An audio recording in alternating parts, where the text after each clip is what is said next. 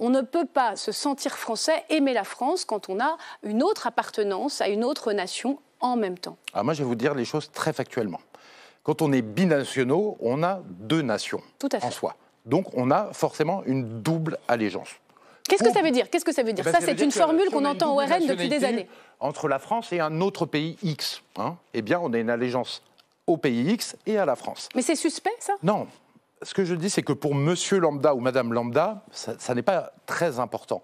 En revanche, pour des postes stratégiques, quelques dizaines ou centaines de postes stratégiques, ça me paraît, mais le bon sens absolu, qu'il soit réservé. On va y venir, mais parce que ça, c'est une inflexion. Pendant des années, l'idée de supprimer la double nationalité était noir sur blanc dans le programme.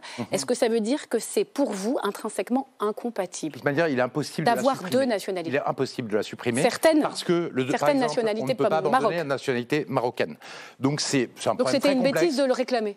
C'est très complexe. En revanche, je pense que c'est une mesure de bon sens pour les postes stratégiques, effectivement, de dire, vous êtes binational, nous ne savons pas quelle est votre allégeance principale, est-ce que vous avez deux allégeances ou pas. De toute manière, factuellement, on a deux allégeances.